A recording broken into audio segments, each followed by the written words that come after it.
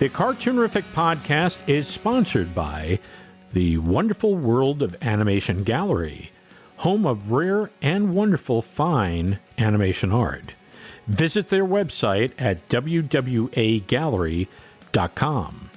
And for our Cartoonerific listeners, you will receive a special 10% discount off any purchase if you purchase by March 25th, 2024. Just go to wwagallery.com and enter code CARTOON10 for your 10% discount. Once again, this discount is only valid until midnight, March 25th, 2024. Once again, visit wwagallery.com.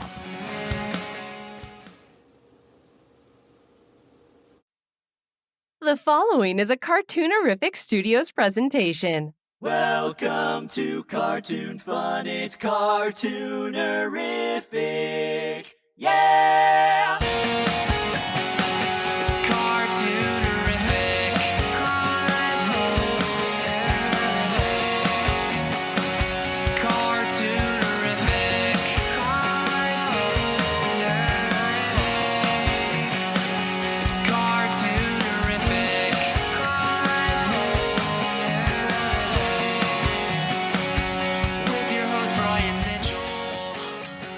Well, howdy do. This is Brian Mitchell, and welcome to the Cartoonerific podcast, Classic Animated Cartoons. I am your host. Anyway, just a few days past, we uploaded part one of our special podcast, the 12 specials of Christmas, and I picked out 12 Christmas holiday specials, and we're talking about them. And we talked about some obscure ones and some famous ones. Well, this is the second part to that.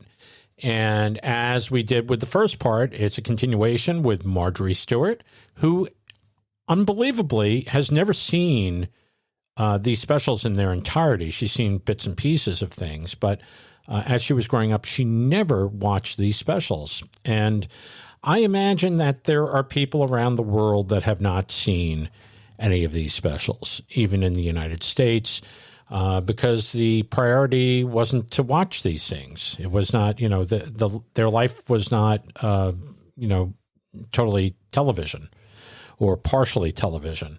And so, there were other priorities. So, but she has viewed all 12 of these specials, and we talk about them, and I give a little bit of history, and she gives her take on these things. And because she is a design expert and she is very sensitive to color, she gives her take, sometimes very surprisingly, about these different films. And she talks about the not just the storyline, but the costuming and the color and and how much she enjoyed the special.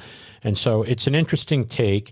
We did this with her on a lot of the Disney films.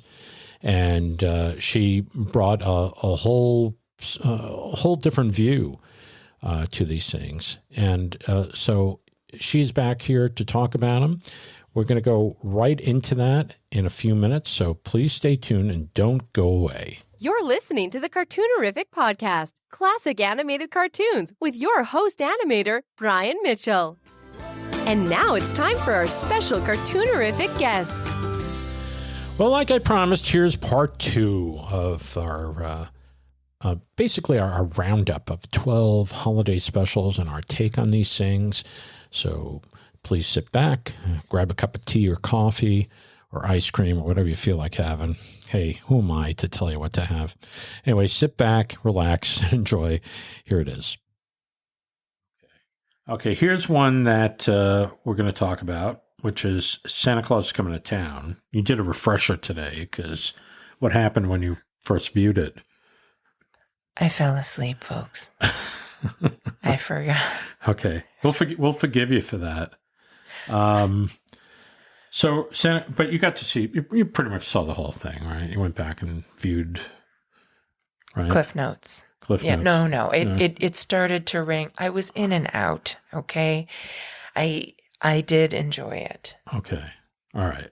Santa Claus Coming to Town, it's considered a classic. They made it in 1970. It's a Rankin Bass. I don't know how many Rankin Bass are on this list. I think close to about 6 or 7. But it was produced and using the same thing that we talked about before. They got the big names up front, which was Fred Astaire, Keenan Wynn, Mickey Rooney. And Mickey Rooney. Yeah, so Mickey Rooney played Santa. He actually did a few of these Rankin Bass specials as Santa Claus, because once they established him in this, then they used him in other specials, and I think a movie where they used the same technique, the stop motion technique. Interesting thing about this, and we talked about this before the show, was they wanted to kind of cover all the questions that kids had about Santa. Why does he come down the chimney? And why did he put toys in stockings? And how do the reindeer fly? And all these questions that are very simple questions from little kids. And the writer of the special was Romeo Muller, who wrote most of them. He wrote the Rudolph, and he wrote this one, and I believe he wrote the Frosty the Snowman, and I'm not sure if he wrote Nestor, but it seems like his. He incorporated all this stuff into this teleplay, which ran about 45, 50 minutes. And as usual, they packed it with a bunch of songs, which some are kind of classic. But as with all these specials, all the Rankin Bass specials, the purpose is just to entertain. So it's not like, they're trying to create a story that is airtight, Right, no, especially with the Santa Claus legend. Yeah. Mm-hmm. Yeah. So how did you feel about the general storyline and the characters? Well, I definitely like the fact that, children, as we all well know, are apt to the question why. And even if you answer that first question, leads to the second question. And it inevitably leads to another why. Mm-hmm. So I did enjoy that. And I liked the very creative manner in which each why is answered with some portion of this story. Right. And it was very amusing. I mean, the animated characters were very, very comical to me. The Burgermeister, Meister Burger, and his, Weimar Republic, his minion, yeah, in the costumes, and the fact that, what's the name of the town? Somberville, I think. Yeah, and these poor children are all dressed in all types of gray.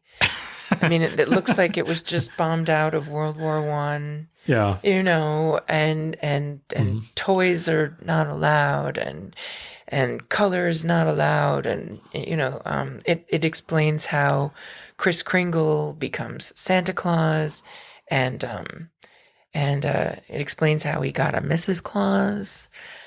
So there's romance. I guess it's romance.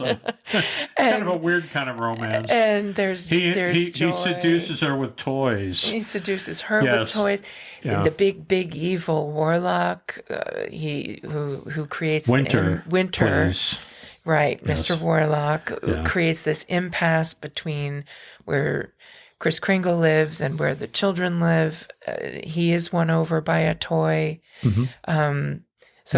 Yeah, it's amusing. It's fun. The musical numbers are great fun. The lyrics are very amusing, very entertaining, and it does answer a lot of those why questions. It does answer. Yeah, no, they wove that in pretty good. What I like about it, again, with like Little Drummer Boy, and I know it seems like we're getting on a theme or a rant, but in the special, it's kind of like they talk about, they decide what night that he should deliver toys, because apparently he's delivering toys just any old time. It's like morning, noon, and night. He's going worldwide. He has to do it one night, and so they say, well, what night would be that? And it would be Christmas Eve. The most holy night of the year. They acknowledge a little bit. They allude to it. Allude to, yes. Well, more than allude to it. And they talk about a lot about love in the special. They address it even at the end. Fred Astaire saying, wouldn't it be great if we could all, be like this, giving and, and spread love and cheer throughout the whole year, right? There would truly be peace on earth and goodwill toward men. Yeah, there you go. Those were the last words of the movie. But yes, I liked that last scene. And then at that very last scene, they explain why there's this beautifully illuminated tree. Right. Or their explanation as to why there is a beautifully illuminated tree. Yeah, I mean, it's. I think it's a clever little special. And I think it answers, for little kids, I think it answers a lot of those questions. And I think there's a lot of fun stuff in there. Like I was just alluding to, every time they talk to the Winter Warlock, they go, Mr. Warlock, and he would go, winter, please. But that's because and throughout the whole special, yes. That's because Kris Kringle softened his heart, melted his icy heart like with a choo-choo train. Yes. Choo-choo train. And it gave the Winter Warlock, quote, a whole new outlook on life. Now, could you imagine if we could give choo-choo trains to all the people with hate in the world and how it would melt their hearts and it'd be like...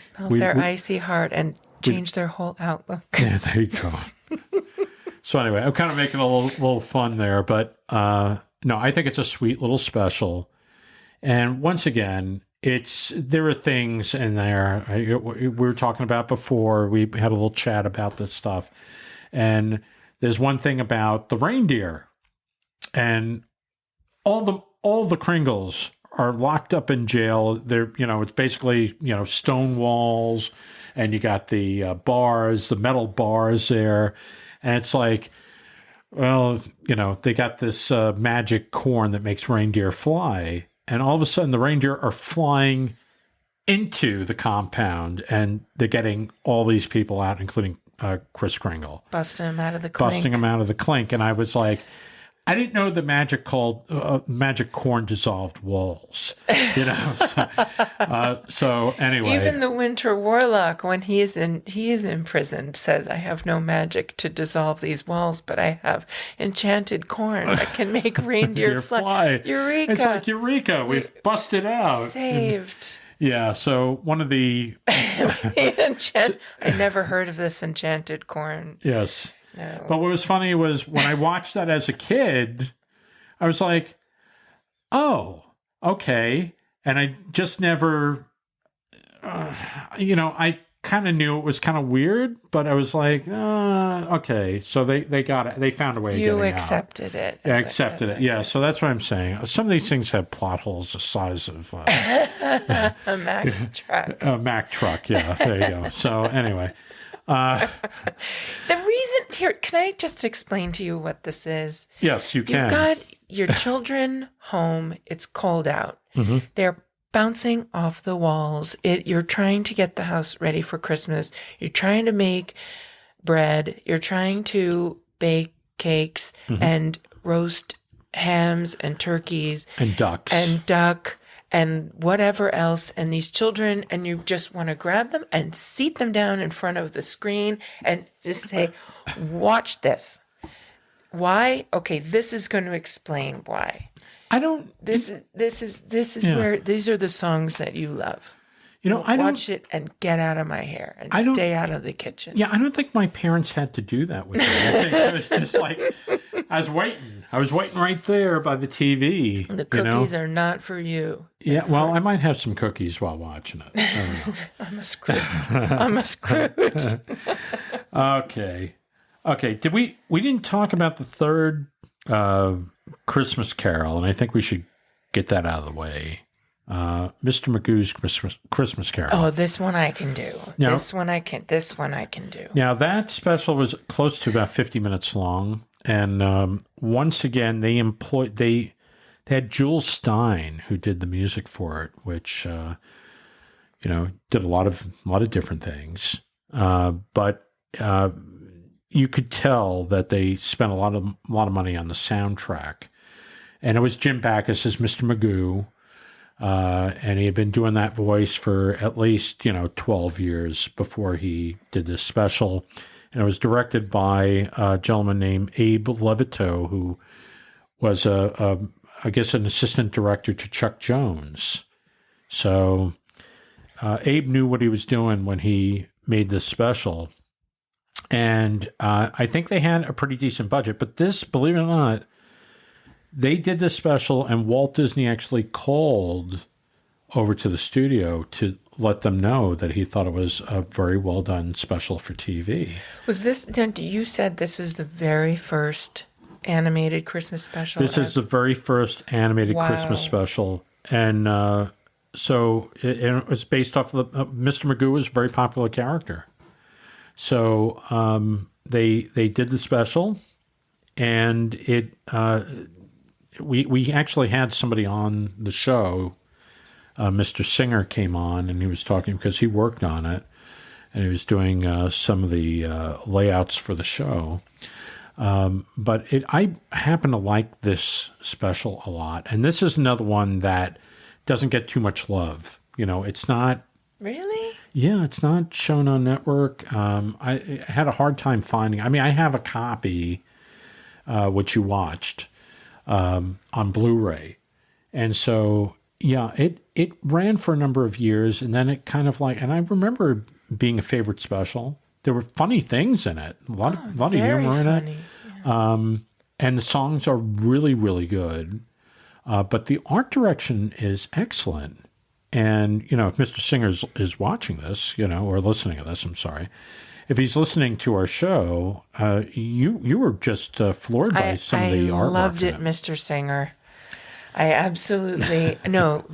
People, you somehow find it, watch it. I loved it. Mm-hmm. It's not my number one, but no.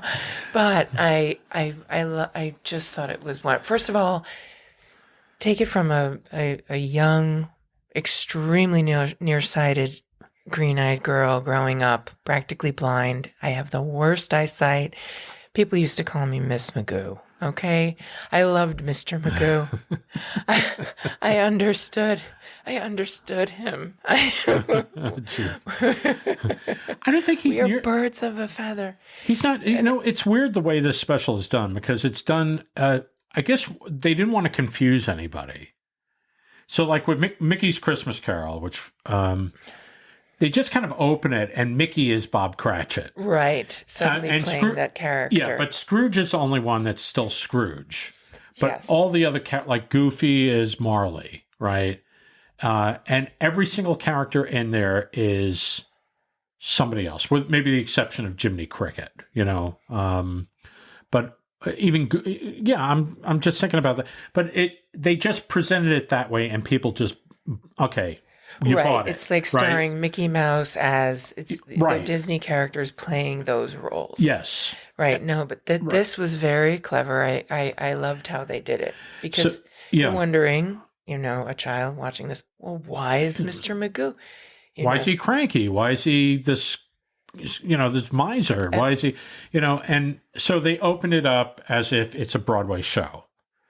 And people are watching it in the audience, and they do all this elaborate stuff, like at the beginning, where it's like this big Broadway number at the beginning. And it's like, I'm going on Broadway, he's saying, and they spend about maybe 3 or 5 minutes with all this stuff, and then slapsticky stuff that they used to do in the cartoons. And he's nearsighted. The classic Mr. Magoo. Yes, classic nearsighted Mr. Magoo. And And then they go on stage and they open up the curtain, and now he's this character, and he's not bumping into walls and stuff. He's not mistaking a dog for like a waiter. I mean, this is he basically transforms into this other character. I guess they felt the need to do that, but I like it. I loved it.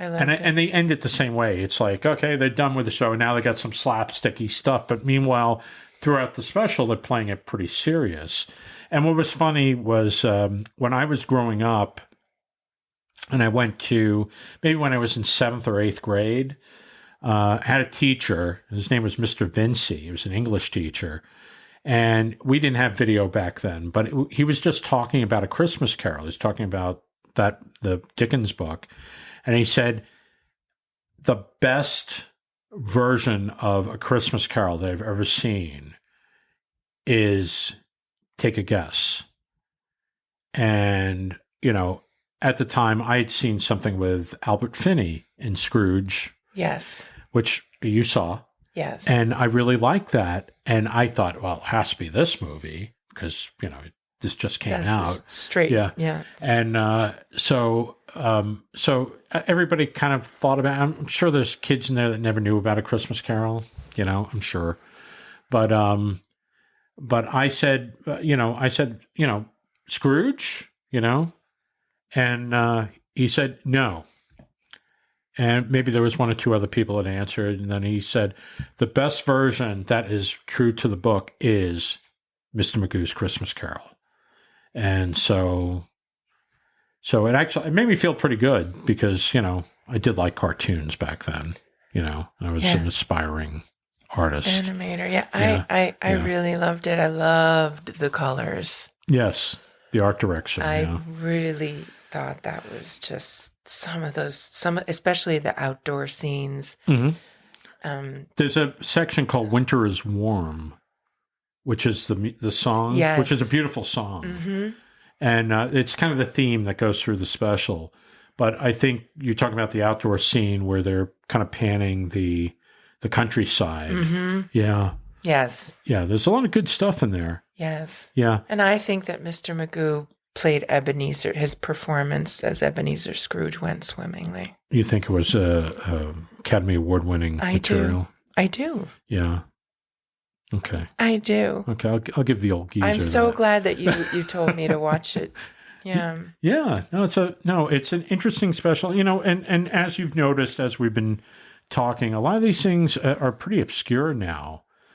There's one special that I wanted us to watch, but maybe next year we'll do this again, and we'll go into more obscure stuff. Ziggy's Gift, which I never liked Ziggy. It's a comic strip character, and they did one special with him, and Ziggy's Gift, and I think it's very heartwarming. I think it's really a neat special, but we'll watch it. We'll watch it next year. I'll direct you to that. Never heard of it. One of those special, there's a computer animated special. There's one that was done, which was an animated version of Elf, a musical version of Elf. And it wasn't with Will Ferrell, which I really like, but we didn't watch that. So, I'm just mentioning these things because I know people listening to this are going to say, well, how come you didn't talk about this? And how come you didn't talk about that? And how come you left this out? And it's like, you're a bunch of bums, And I'm like, no. We had to pick. There's so many. We had to pick 12. Guys, I can only take so many. I can only do so many of these in one. Well, you didn't do them all in one night. You did. But I think you did maybe an hour and a half, maybe. Okay, but but for it being my first time, and just I didn't grow up under a rock, okay, or a tower or a dungeon. Right. I just didn't watch these things growing up. Okay. But now I have, and I feel enriched. Good. I do. Okay. Do we have anything else to say about? We have other about Mr. Magoo. Yeah. Oh, just watch it, guys. I really, really loved it. It's fun, and again, it conveys that Dickensian message that is important. Exactly. Okay, let's move on. So we talked about Santa Claus coming to town. I'm going through my list here because I don't want to miss anything. Well, you haven't gotten to my number one. Oh, okay. Well, we're going to go to your number one. All right. And this is a film that Disney made back in 1978, and Don Bluth directed it. Originally, the film was storyboard. I think it was Eric Larson, who was one of the 9 old men of Disney. He worked on Sleeping Beauty and Snow White. He worked on all these different movies over the years. And he was originally slated to direct the movie. Anyway, it ended up, Don Bluth ended up directing it. And Don wrote a couple of songs for the movie. And it's the small one. And what was funny was I heard it was actually a relative of yours that said, yeah, I just watched this thing. I never knew that it existed. And he called it the little one. I said, you mean the small one? He said, yeah, that's it. And he said it was on Disney Plus, and it was actually pretty good. The kids enjoyed it. I enjoyed it. And I think it's, I've always liked it. I saw it in the theater. It came out with Pinocchio. And that was back in 1978. And I was very impressed by the movie. And it's, once again, it's a 26 minute short subject. It did not win any awards. It didn't win anything. But it's basically the story of a boy and this donkey that is pretty old. And the donkey can't do any work anymore, really. He's not, maybe lightweight work. But it takes place in somewhere around Jerusalem, right? Or no, it doesn't. In Palestine, near Bethlehem. Near Bethlehem, but not in Bethlehem. No. Okay. So anyway, he has to. The father's like, we can't keep this donkey anymore. We have to get rid of the donkey. So, the boy, instead of letting the father sell the donkey, the boy wants to make sure that the donkey is going to go to somebody that's going to treat him right. And it has some very dark stuff in it, especially for a Disney film. I think it's pretty dark. But it, and it has light stuff, but I like, I was surprised when I saw it because I didn't expect it to be a Christmas film. And I kind of went with it, and then I realized, oh, okay. At the end of it, because the donkey ends up being sold to Joseph and Mary, and to take them to Bethlehem. And that's the way the movie kind of ends, and ends on a star, kind of similar to Little Drummer Boy, Star at Bethlehem. And I really liked the movie. I thought the characters were very sympathetic. The pathos between the boy and the donkey is so strong. The affection that they have for each other is really wonderful. And there was an animator that I worked under, John Pomeroy, who animated it. And I always thought that it was probably some of his best work, because that is hard to do, to create animation of two characters that really have affection for each other. To really show that in animation is really tough. Yeah. So what do you think, Marjorie? I loved the love that boy and small one, the old donkey, had for one another. They would play.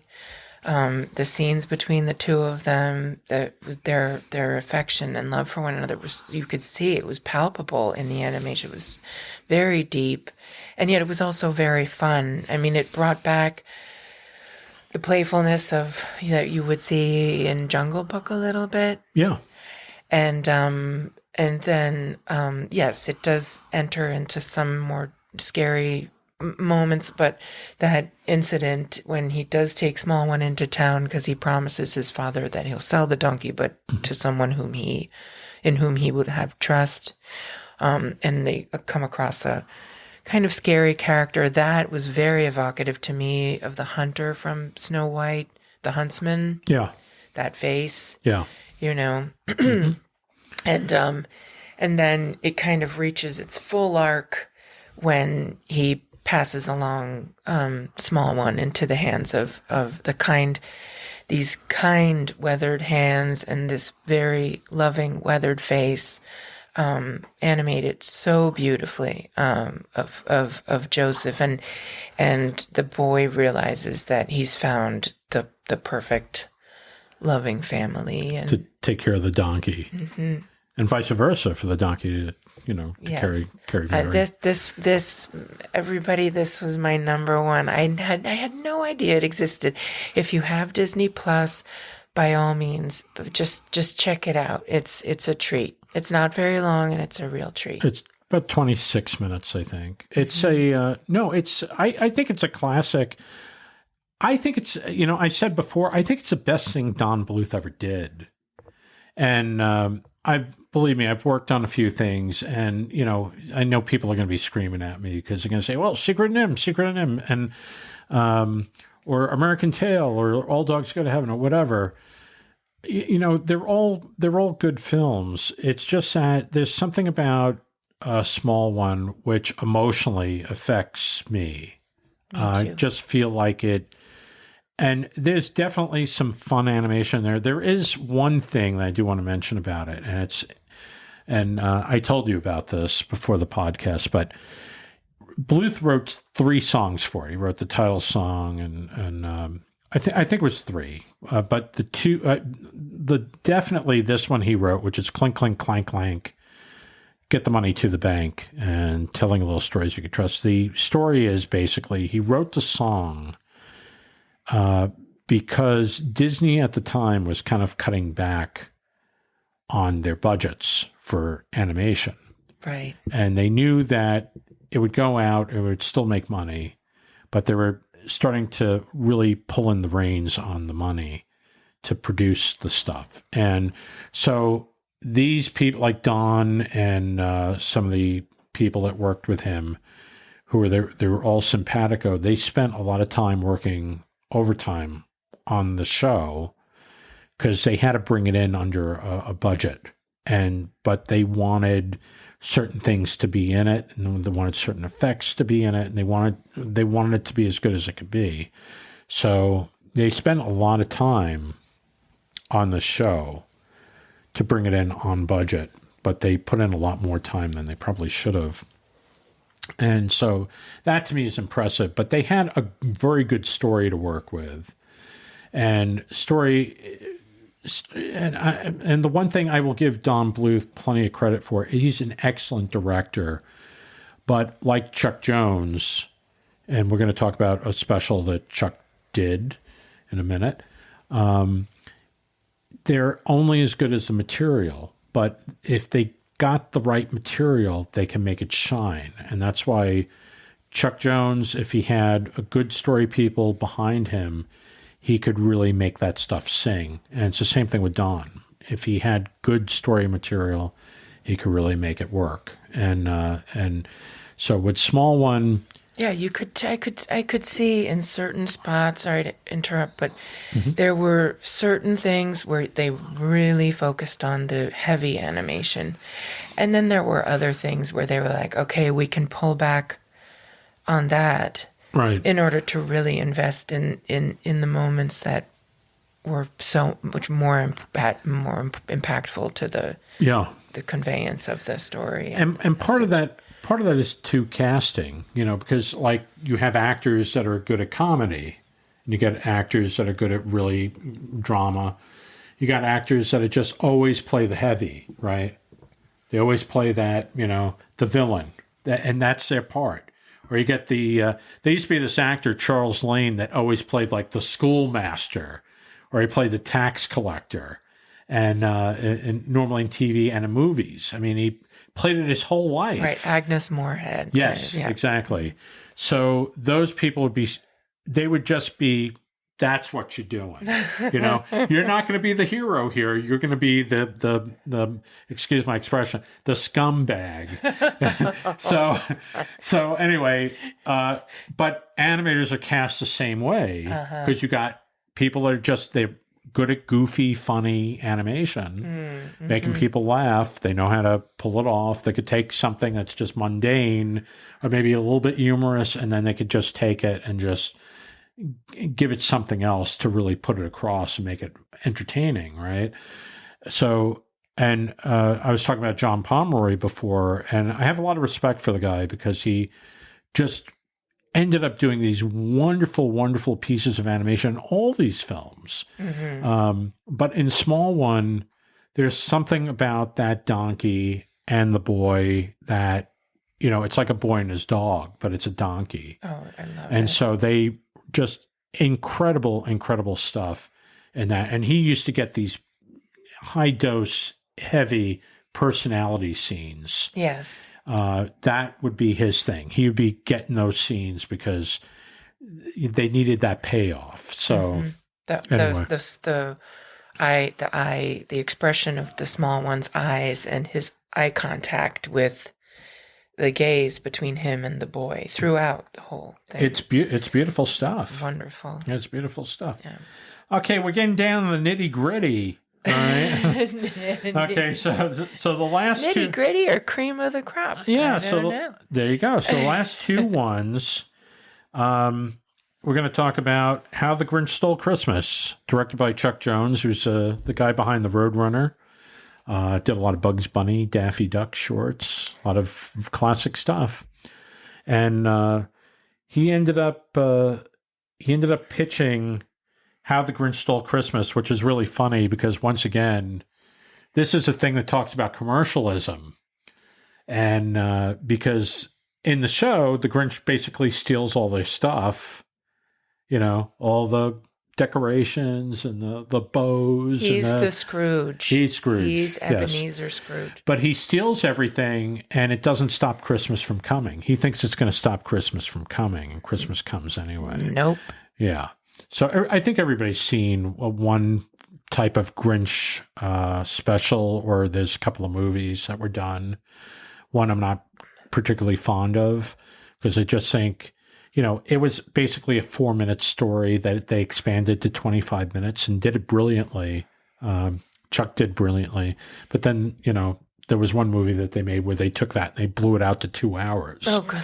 It's like, okay, what are you doing? You know? But anyway, it's I think it's brilliantly executed. It's basically Chuck Jones, Warner Brothers staff, everybody that worked on those Bugs Bunny cartoons and stuff and Roadrunners, brilliantly done short cartoons. And that whole staff came over and worked on this show. And it was financed, believe it or not, the people who put the money behind it was a bank that I think, I want to say it was manufacturer Hanover. Does that sound familiar? Oh, Nanny Hanny. Yeah. Mm-hmm. So anyway, I think they were behind it. And so they produced a special. I think it was for CBS originally. And it came out, and 50 years later, it's still running. So it's going to go in 2 years. It'll be 60 years. That is amazing. On TV. That is really, really amazing. It is one of the most sought after specials. And it, like I said, it used to be on network, and now it's like the company that owns it is playing games, and they're putting it on different services to kind of, you know, get people to sign up to, because it's the only place you could see it now. Oh, yeah. And occasionally I think they run it on TNT or TBS, one of these. Because I think, I'm not sure who owns it. I think Warner's may own it now. Mm-hmm. But anyway, but it has a lot of great things about it. Great story, great animation, and wonderful songs that are also not very Christmassy, but they're a lot of fun. What do you think? They are a lot of fun. They're okay. Well, obviously, I know the song. You're a mean one, Mr. Grinch. Everybody knows that song. Yeah. And I have seen bits and pieces of it. This was the first time I ever actually watched it from the very beginning to all the way to the very end. And what fun. I really, I thought it was the facial expressions of that poor dog. Yeah, Max. Yes, Max. Yeah. He has a name. I didn't know. Yeah, he has a name. Max. Yeah. They just really hooked me, and yes, the fact that no matter what, Christmas is about the feeling and the spirit behind it, and it is not something that you can take away. Yeah. It's not a tangible thing. What do you think about the art direction? Oh gosh, you know what I'm going to say about this. All those crazy colors, all that Seussian shapes and angles and curves, and the poetry. Right. I loved the wacky whoos, and they're making their musical instruments. These hybridizations. All entertaining bits and pieces that we've talked about before, like these entertaining bits of business. There was a lot of bits of business. Lots of it in there. Yeah, no, it was a great fun. This is one I would put on every single year. Yeah. You know, which I guess that doesn't make me special at all, since it's been around for 60 years. I'm making some grand announcement as though I... Yeah, but it's important. You're watching this for the first, and I saw it for the first time. What I like about this show, How the Grinch Stole Christmas, is the fact that it is. I think it's pretty airtight, and it's.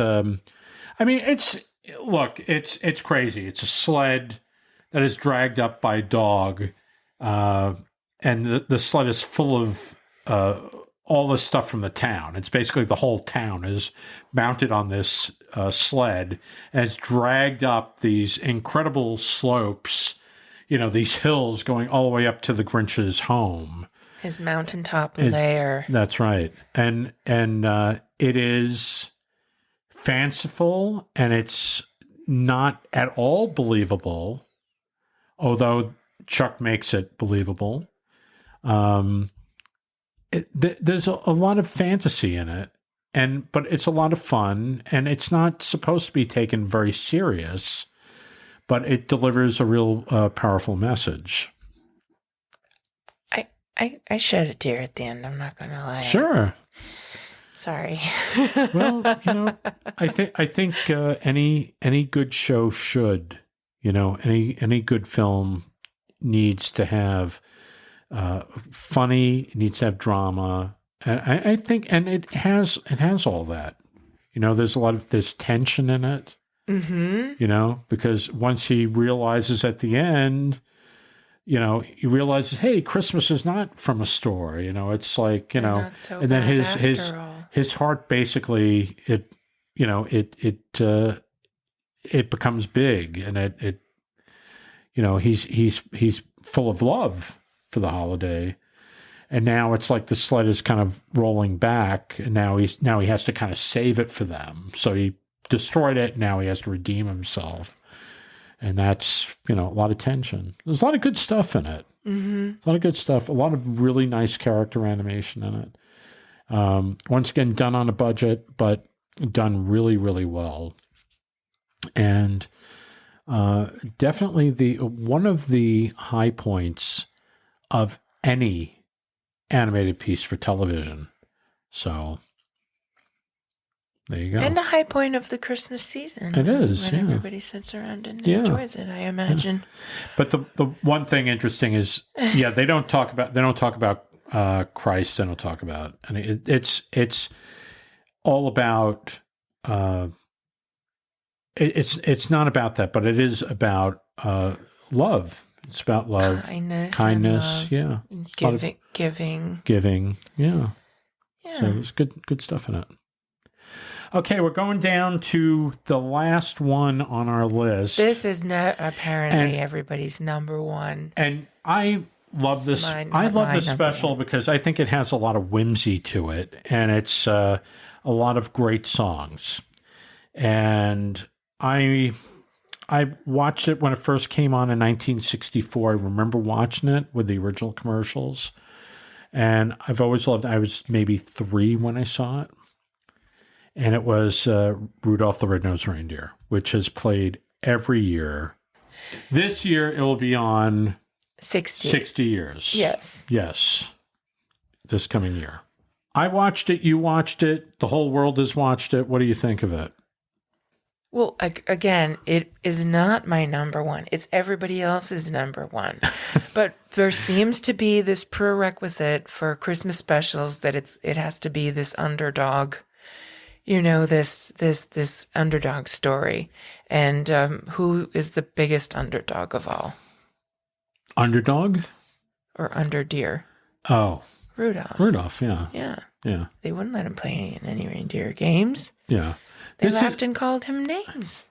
This is a familiar theme in a lot of animated films where you have a character that has some deformity. Disney did a bunch, Dumbo being one of them. They did another one called Lambert the Sheepish Lion, which is basically a lion that's brought up by sheep, and so he acts like a sheep. And so let's see. And I'm just trying to think of some of the other ones, but it is a familiar theme. Goliath 2 is one. It's about a elephant that's very tiny, about the size of a mouse. Oh, really? Yeah.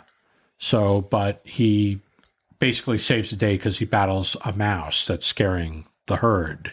Mm-hmm. And so, he triumphs. He becomes the most important part of the herd of elephants. So there's a lot of Bill. There was a gentleman who worked for Disney named Bill Peet, who did a lot of these stories. Triumph over adversity. Yes, and so somebody's weakness becomes their strength. Mm-hmm.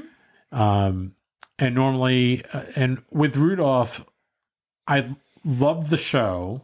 It's very entertaining. It has classic songs in it, so Rudolph, Silver and Gold, Holly Jolly Christmas. Holly Jolly Christmas. That's the other big, yeah.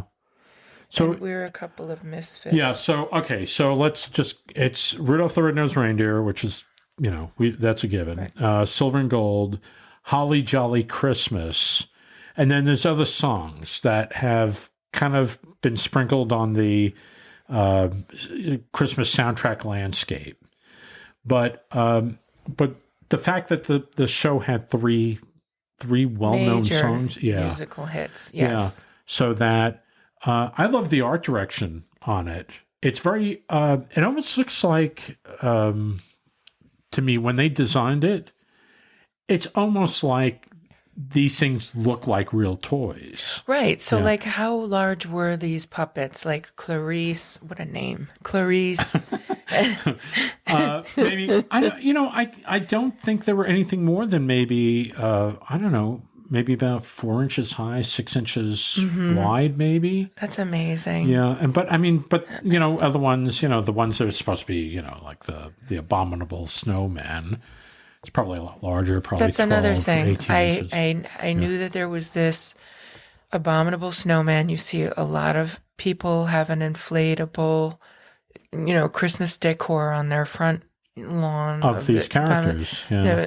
I had no idea he was from Rudolph the Red. I knew it was a thing. Yeah, because people do this, but it's interesting, right? I had no idea. It was my favorite character was Yukon Cornelius with his sleigh of a bunch of mismatched, rescue dogs, the Pomeranian, yeah, right, the Dachshund, the little toy poodle, pulling this huge sleigh.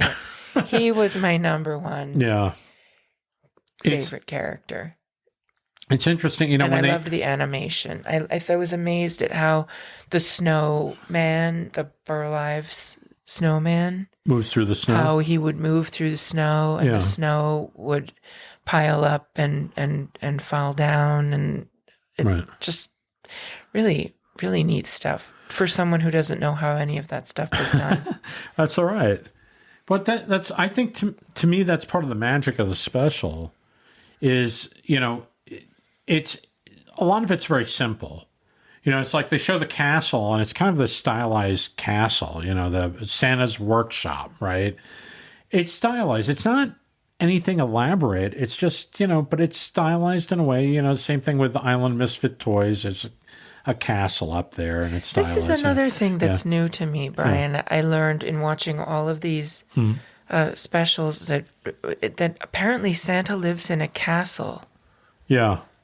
I didn't know that. I thought he lived in like a shed. A log cabin.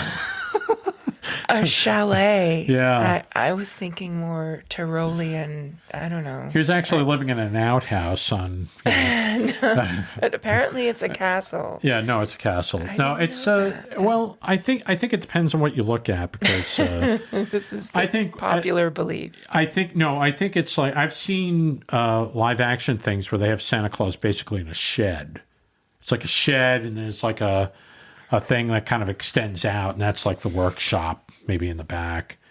And it's like, and maybe a stable, maybe a stable for the 8 reindeer. That's right? Rather more what I had always envisioned. Yeah, I think it depends. It depends. I mean, there's a certain logic. I think if you look at like Polar Express, North Pole is like this giant city, Oh, right. When you look at it, you got a train going in there. There's a whole train station there, which doesn't make any sense to me because they got the track rotation. They have all these different tracks and stuff.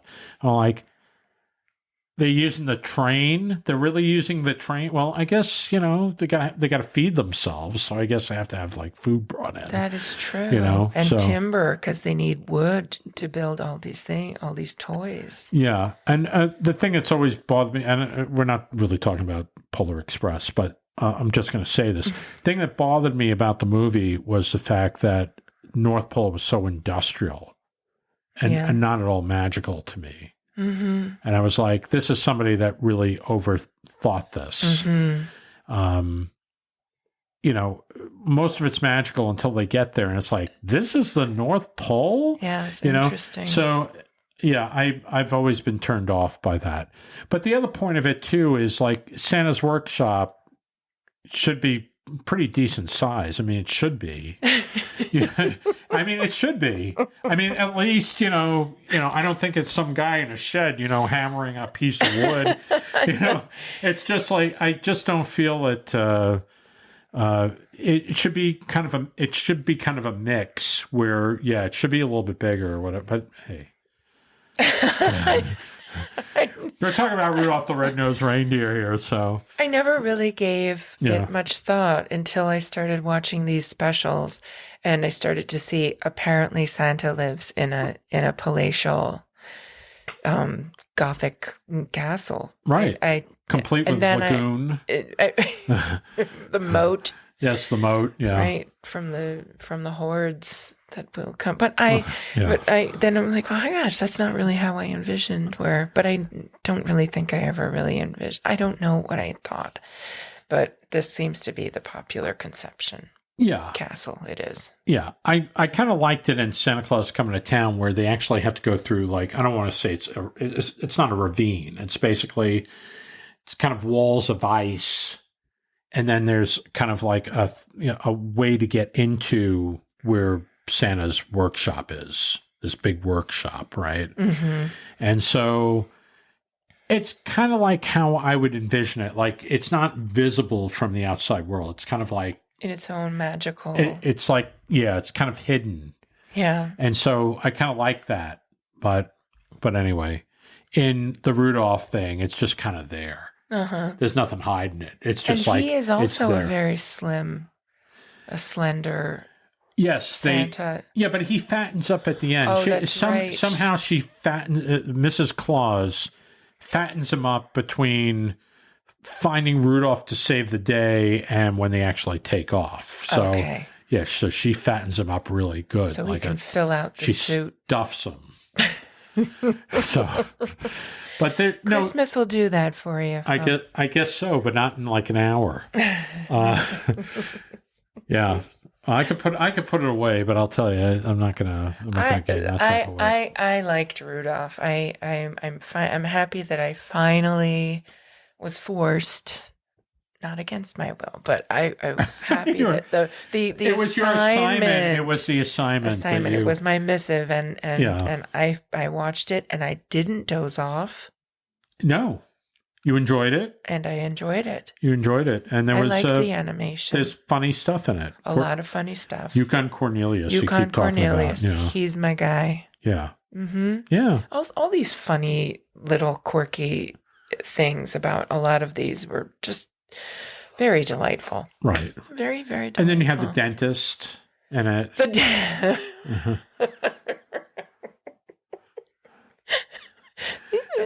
Were these people high? I don't know. No. Okay, sorry. No. I don't know. I don't think so. Okay. Well, everybody needs a good dentist. I think there was a problem because the what is it? The foreman of the elves. Oh, yes. He's basically also the leader of the choir. So, but he basically, his voice changes somewhere in there. And it's like, through the thing, he's kind of like, I'm trying to do, it's almost like a Marjorie Main type voice, but for a guy. And so he's going, your voice was weak, like that. And then later on, he's kind of like, he kind of has a wimpy voice, kind of like that. I'm like, and I guess he wasn't available that day to do that. The guy who did the original voice throughout the whole special, and then all of a sudden, it's like this other voice in there. So I don't know. There's some inconsistencies. The name Hermie, it's like there was also an inconsistency there where people didn't know what his name was. Because, Herbie or Hermie, and I think in the special, kind of sounds like Herbie at one point. You mean the elf? The dentist character. Yeah. That was his dream. Yeah, but there's some inconsistencies to the special, but overall, I think I think a lot of people love it. I think there's a lot of nostalgia there too. I found it high, so I have no nostalgia towards it at all, but I find it very entertaining. Yeah, and like I said, it there's a lot of whimsy and charm to it. Yes. And the writing is actually pretty good. For the most part, there's a lot of Romeo Muller who wrote most of those Rankin Bass, and this was a Rankin Bass special. He wrote some pretty clever lines and cute humor, but I think it really holds up, and it's still at the end when they take off. Rudolph takes off. There's a sad moment in there where the characters on the island, Misfit Toys. They basically, we're never going to leave. And, they forgot about us again, and all this stuff going on. And then finally, look. And they see Rudolph's nose in the sky. Mm-hmm. It's always been, as a kid, it was always very exciting for me. Because it's like, no, they're not forgetting about you. He didn't forget about you. And so there's a nice thing there. But the one thing I do want to point out, Santa is pretty mean to that little reindeer. He is when he finds out. He's a mean Santa. Yeah. And so, or as Will Ferrell said, he's an angry elf. Yeah. Well, it was. I took exception to some of his remarks. Yeah. But then they kind of make up for it at the end where he says, I was wrong, Yeah. And he's practically pushing poor Donner to the brink of child abuse. Yeah. It's crazy. Fawn abuse. Yeah. Mm-hmm. But it ends right. It does. It ends right. But Santa's a little bit of a jerk. Yeah. But animation-wise, I do have to say I liked the animation of the faces of, I guess, the dentist, Cornelius, obviously, and also even the snowman. Yeah. Yeah. Well, when they did Elf, they were basically doing a caricature of all those characters. Yes. And they did it in almost the same way. They're, kind of animated it the same way. And it's also true because Elf is one of my favorite Christmas movies. And like it is pretty much for most people, it's just way up there. And now that I've seen so many of these pieces, I see how that it was Jon Favreau. Jon Favreau, pulled from a lot. He pulled from a lot of them. He does. I mean, in a subtle way. He surprises me. He's from Long Island. He's from Syosset, I believe, and he did. And this is getting into something totally different, but he did Iron Man, and I think it was Iron Man 2. He does a strong reference to Walt Disney in it, and it's supposed to be Robert Downey Jr.'s father in the thing, Mr. Stark, and so there's a strong thing there that basically it compares him to Walt Disney. It's almost like he's a Walt Disney character. So Favreau definitely has, I guess, I don't know if it's a strong Disney influence or he's been affected by all this stuff over the years, and he gets it into his movies, so kind of interesting. But anyway, we're not going to rate these things. We're just, we kind of give our opinion of them. We're not rating them, but I have said what my favorite one was. Well, which one is your favorite one? I would like to know. And so would our listeners. I still think Rudolph is up there for me. And I don't know, it could be a nostalgic thing, but I still like that. And I like a lot of the Rankin Bass ones. It's hard for me to put like Mickey's Christmas Carol, I think, is really great. I think Small One is really great. But I like them for all different reasons. And I tend to keep going back to like the Rudolph the Red-Nosed Reindeer as being kind of like, it was like the first, the first of the Rankin Bass specials, but it just has so much good stuff going for it. And I do like Santa Claus is Coming to Town for probably the same type of reasons, good songs, kind of a fun story, but yeah, I would put them right up there. I think they're my favorites, but Magoo, I love, and I love them all, it's not, I can't. They're all so different. I guess I was saying if you were forced to pick a favorite, I guess Rudolph would be. I think Rudolph would be it. Yeah. So Small One, and then a very close second would be Charlie Brown. Charlie Brown's excellent. Charlie Brown's that's why I can't really. That music. I would definitely say Rudolph is up there. I love the Grinch. I love Charlie Brown. I love all those Charlie Brown specials. I love. Well, yeah. I think that you love them all, and because I happen to know that you love Christmas. I love Christmas. Yeah, I do. But yeah, I would put those, probably the ones I said, probably, right. They would be my top 5, Rudolph and then Grinch and Charlie Brown and Small One I love, Santa Claus Coming to Town. Yeah. Little Drummer Boy. Excellent. That was one. Excellent. Yeah. Yes. But yes. It's hard for me to say why, for the other ones, like number 2, number 3, number 4, number 5.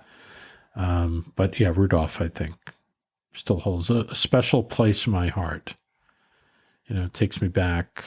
I watch it, it takes me back to when I was a little kid. That's lovely. Yeah. So there you go. That's anyway, lovely. I want to wish you a happy New Year. I hope you had a wonderful Christmas. Yes, thank you. And as stressful as that time of year is, I'm very thankful that you got me to see these things. If you hadn't asked me to see these things, I probably not would have. Yeah, well, good. Would not have. Excuse me. Good. So anyway, if I had some sherry or something to toast your health. Yeah. So anyway, you have a wonderful New Year. I know it's going to be a wonderful one. And I think so too. I hope you as well. And maybe next year we'll do this again, but maybe we'll do it earlier. Maybe we'll watch these things earlier, and then we'll do another one with another 12.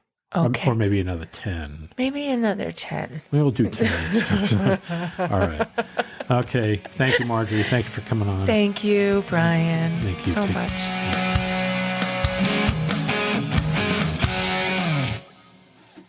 Do you have any questions or comments about the podcast? Please email Brian at cartoonerific.com. Your email may be featured in one of our future shows. Hey.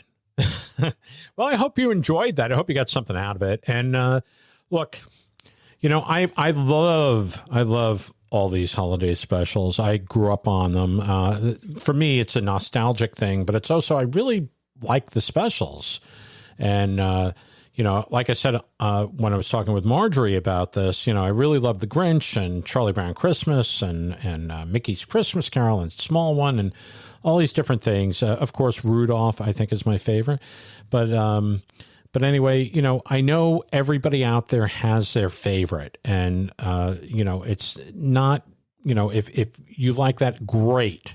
Whatever you like, that's fantastic. All right. It's just that everybody has a different take on things. So, just take it for what it is, with a grain of salt.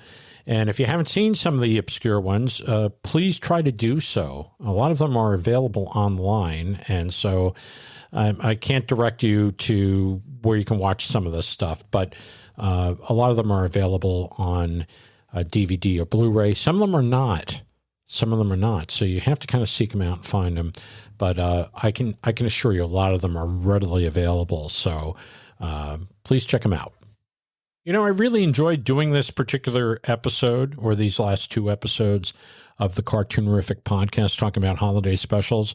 It's a love of mine, and I think we're going to revisit it next year. And so what we'll do is more of the 12 holidays of Christmas. And this time we'll actually get it closer to the holiday season, like in the holiday season. So we will do that. And we'll review some of the more obscure holiday specials and talk about some of the more famous ones as well. So, come back for that when we actually get it up there, when we upload it, but that's a year from now. Anyway, if you really like the podcast and you want to stay up on top of when these things are uploaded, please subscribe. Go to your favorite service, hit the subscribe button, and you'll always be notified when a brand spanking new Cartoonerific podcast is uploaded for your enjoyment. And if you really like the podcast, please tell a friend. We really need you to do that. Let people know that this is a cool podcast. You enjoy it. Let other people know so they can enjoy it too. Anyway, I want everybody to have a great day. I want you to have an excellent week. And we'll see you again next time.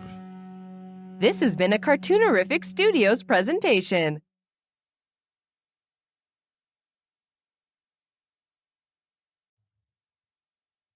The Cartoonerific podcast is copyright 2024 by Cartoonerific Studios Incorporated. All rights reserved.